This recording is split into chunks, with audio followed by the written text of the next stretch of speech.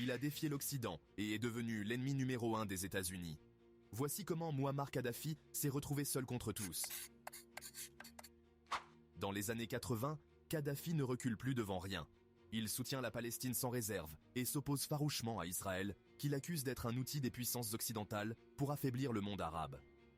Lors de conférences de presse, il justifie les attentats commis contre des Juifs, comme celui de Vienne en 1985. Son objectif est clair, il veut être le leader du monde arabe contre l'impérialisme occidental. Les États-Unis réagissent violemment.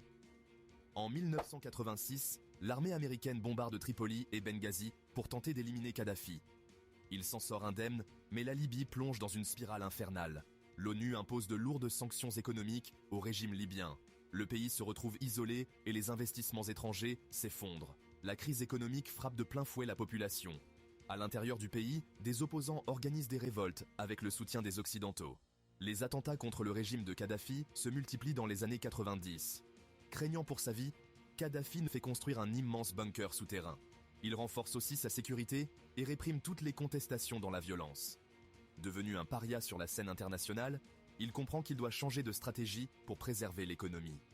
Tout en restant l'ennemi de l'Amérique, il apaise ses relations avec l'Europe, renonce aux armes de destruction massive et se rapproche de la France. Il passe alors d'ennemi public numéro 1 à partenaire diplomatique. Mais malgré les manœuvres de Kadhafi, ses alliances vont précipiter sa chute.